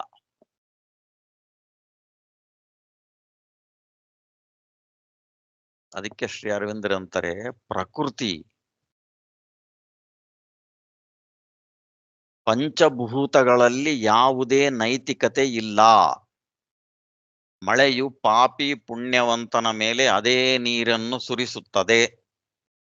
ಬೆಂಕಿಯು ಪಾಪಿ ಮತ್ತು ಸಂತನ ದೇಹವನ್ನು ಸಮನಾಗಿ ಸುಟ್ಟು ಬಿಡುತ್ತದೆ. ಚಂಡಮಾರುತವು ಪಾಪಿ ಸಂತರ ಗಣನೆ ಮಾಡದೆ ಇಬ್ಬರನ್ನು ಸಮನಾಗಿ ಜಡಿಯುತ್ತದೆ. ಸೂರ್ಯನು ನ್ಯಾಯಪರ ಅನ್ಯಾಯಪರ ಇಬ್ಬರ ಮೇಲೂ ಸಮನಾಗಿ ಬಿಸಿಲನ್ನು ಕರೆಯುತ್ತಾನೆ. ಹೌದೇ? ಇದರಲ್ಲಿ ನೈತಿಕತೆ ಎಲ್ಲಿದೆಯಪ್ಪ? ಸೂರ್ಯ ವಾಪಸ್ ತಕ್ಕೋಬೋದ್ರೆ, ಪಾಪಿ ಇದಾನೆ, ನಿನಗೆ ಬಿಸಿಲು ಕೊಡೋದಿಲ್ಲ, ನಾನು ನಿನ್ನ ಹೊಲದಲ್ಲಿ ಮಳೆ ಮಾಡೋದಿಲ್ಲ, ಹಾಗೇನು ಕಂಡು ಬರೋದಿಲ್ಲವೇ? ಇದೆಂಥ ದೈವಿ ನಿಯಮ ಇದು? ಭೌತಿಕ ಪ್ರಕೃತಿಗೆ ಬಂದಾಗೆ ಯಾವುದೇ ನೈತಿಕ ನಿಯಮ ಇರುವುದಿಲ್ಲ. ಒಂದು ಮಗು, 1-2 ವರ್ಷದ ಮಗು ಅಮಾಯಕ ಇದೆ ಅಂತ ಅದು ಎಲೆಕ್ಟ್ರಿಕಲ್ ಸಾಕೆಟ್ನಾಗ ಕೈ ಇಟ್ರೆ, ಬೆರಳಿಟ್ರೆ ಶಾಕ್ ಹೊಡಿತದೋ ಇಲ್ವೋ? ಪ್ರಾಣಾಂತಿಕನೂ ಆಗ್ತದೆ. ಸಾಕಷ್ಟು ಜನ ಸಾಯೋದನ್ನು ನೋಡ್ತೇವೆ ನಾವು, ಹೌದೇ? ಆ ಎಲೆಕ್ಟ್ರಿಸಿಟಿ, ಅಯ್ಯೋ ಪಾಪ ಮಗು 1 ವರ್ಷದ್ದು ಗೊತ್ತಿಲ್ಲ, ಅದಕ್ಕೆ ನಾನು ಶಾಕ್ ಹೊಡಿಬಾರ್ದು ಅಂತ ಕೂತ್ಕೋತದ? ಇಲ್ಲ, ಸಾಯಿಸೋ ಮಗುನ್ ಸಾಯಿಸ್ತದೆ, ಹೌದೇ? ಭೌತಿಕ ಪ್ರಕೃತಿಯಲ್ಲಿ ಯಾವುದೇ ನೈತಿಕ ನಿಯಮ ಇರುವುದಿಲ್ಲ.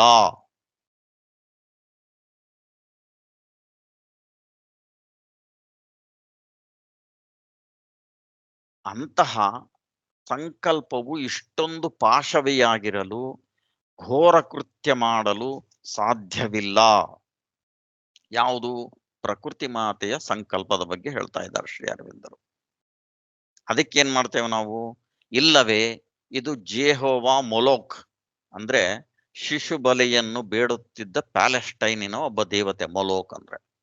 ಜೆಹೋವ ಗೊತ್ತೇ ಇದೆ ನಮಗೆ, ಕ್ರೈಸ್ತರ ಓಲ್ಡ್ ಟೆಸ್ಟಮೆಂಟ್ ನಲ್ಲಿರುವಂಥ ಒಬ್ಬ ಮುಖ್ಯ ದೇವತೆ, ದೇವೇಂದ್ರ ಅನ್ನಬಹುದು, ಹೌದೇ?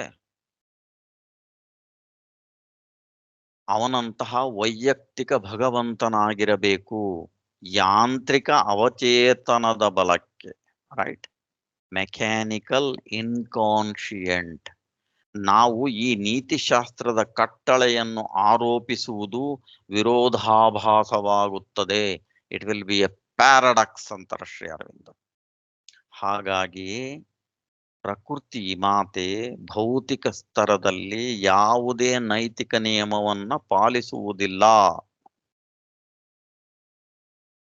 ಅದಕ್ಕೆ ಶ್ರೀ ಅರವಿಂದ್ರ ಏನ್ ಬರೀತಾರೆ, ಉಳಿದ ದಾರಿ ಎಂದರೆ ಒಂದು ಅವೈಯಕ್ತಿಕ ಸಂಕಲ್ಪ ಅಥವಾ ಚೈತನ್ಯವು ನಮ್ಮ ನೀತಿಶಾಸ್ತ್ರದ ಸೀಮಿತತೆಗಳಿಂದ ಮೇಲಿರುವಂತಹದು ಇದನ್ನು ಮಾಡಿಸುತ್ತದೆ ಎಂದು ಒಪ್ಪಿಕೊಳ್ಳುವುದು. ಇದು ಲಾಜಿಕಲ್ ಕನ್ಕ್ಲೂಷನ್ ಅಥವಾ ರೀಸನಬಲ್ ಕನ್ಕ್ಲೂಷನ್. ಇದಕ್ಕೆ ನಾವು ತರ್ಕತಾಂಡವ ಉಪಯೋಗಿಸೋ ಅಗತ್ಯ ಇಲ್ಲ. ಸ್ವಲ್ಪ ಕ್ಲಾರಿಟಿ ಆಫ್ ಥಾಟ್ ಮಾತ್ರ ಶ್ರೀ ಅರವಿಂದರು ಕೇಳುವಂತಹದ್ದು.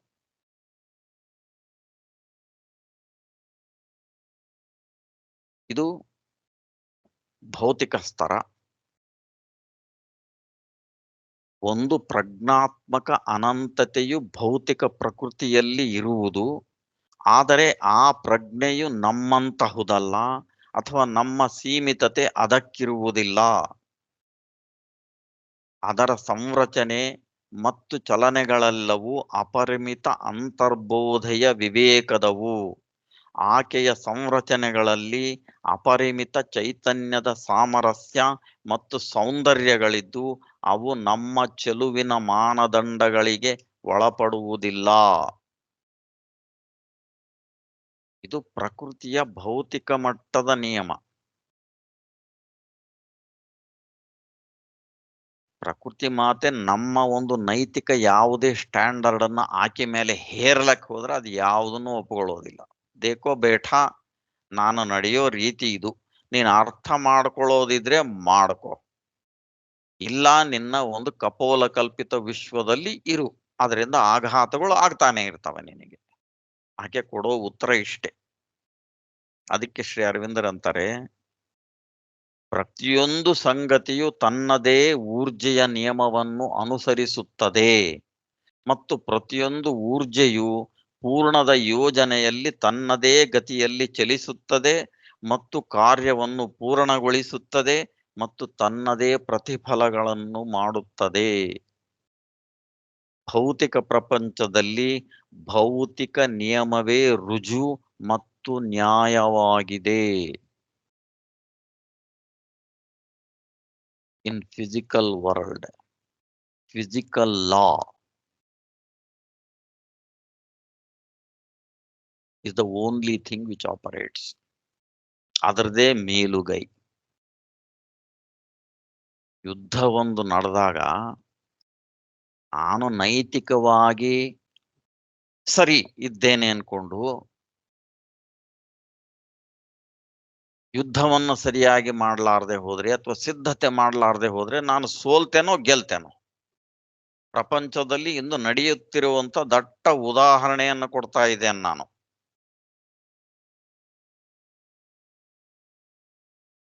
ಇಸ್ಲಾಮಿ ಜಿಹಾದಿಂದೇ ತಗೋಬಹುದು ಉದಾಹರಣೆಗೆ, ಅಥವಾ ಅವ್ರ ಶರೀಯತ್ತು. ಇದು ತಮಾಷೆಗೆ ಮಾಡ್ತಾ ಇರೋ ಚರ್ಚೆ ಅಲ್ಲ ರೀ, ಹೊತ್ತು ಕಳಿಯೋದಕ್ಕೆ ಮಾಡೋ ಚರ್ಚೆ ಅಲ್ಲವೇ ಅಲ್ಲ.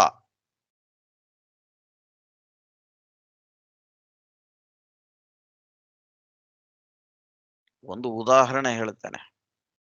ಮಹಾಭಾರತದಲ್ಲಿ ಯುಧಿಷ್ಠಿರ ಮಹಾರಾಜ ಧರ್ಮ ನ್ಯಾಯ ಅಂತ ಹೋದ. ಇವೆಲ್ಲ ಏನು ನೈತಿಕ ನಿಯಮಗಳು, ಉನ್ನತ. ಆಲ್ರೆಡಿ ನೋಡಿದೀವಿ ನಾವು 2 ಅಥವಾ 3 ಧರ್ಮ ಮತ್ತು ಜೀವದ ಇಂಪರೇಟಿವ್ ಸೋಲಿ ಆ ಮಟ್ಟದ್ದು. ಅವನ್ನ ನಾವು ಫಿಸಿಕಲ್ ಮಟ್ಟದಲ್ಲಿ ಕೇಳಬಾರದು. ಅದರ ವಾಪಸಾತಿ ಫಿಸಿಕಲ್ ಮಟ್ಟದಲ್ಲಿ ಬರೋದಿಲ್ಲ. ಹಾಗಾಗಿ ನೀನು ಯುದ್ಧಕ್ಕೆ ಹೋದಾಗ ನಿನ್ನ ಎಲ್ಲ ಯುದ್ಧ ಸಿದ್ಧತೆಗಳನ್ನ ಮಾಡಿಕೋಬೇಕು ಭೌತಿಕ ರೀತಿಯಲ್ಲಿ. ನಾನು ನ್ಯಾಯಬದ್ಧನಾಗಿದ್ದೇನೆ, ನನ್ನಲ್ಲಿ ನ್ಯಾಯ ಇದೆ, ಸತ್ಯ ನನ್ನಲ್ಲಿದೆ, ನನ್ನನ್ನು ಯಾರು ಸೋಲಿಸಲಾರರು, ಇದು ಒಂದು ಅಸಂಬದ್ಧತೆ. ಪ್ರಪಂಚದಲ್ಲಿ ಇಂದು ಆಗ್ತಾ ಇರೋ ಅತಿ ದೊಡ್ಡ ತಪ್ಪು ಇದು. ನಮ್ಮ ಸನಾತನಿಗಳು ಈ ದೊಡ್ಡ ತಪ್ಪನ್ನ ಬಹುಶಃ ವೇದ ಕಾಲದ ನಂತರದಿಂದ ಮಾಡುತ್ತಾ ಬಂದಿದ್ದಾರೆ.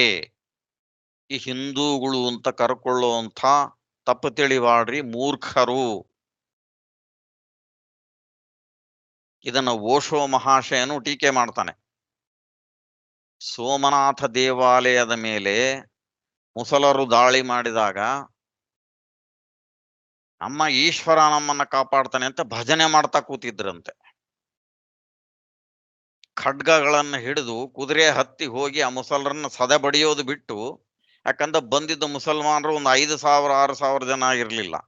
ಆ ಊರಿನಲ್ಲಿ ಇದ್ದಿದ್ದು 50,000-60,000 ಜನ. ಯಾರು ಗೆಲ್ಲಬೇಕು ಯುದ್ಧ ಮಾಡಿದ್ರೆ? ಆದ್ರೆ ಗೆದ್ದಿದ್ಯಾರು? ಯಾತಕ್ಕೆ?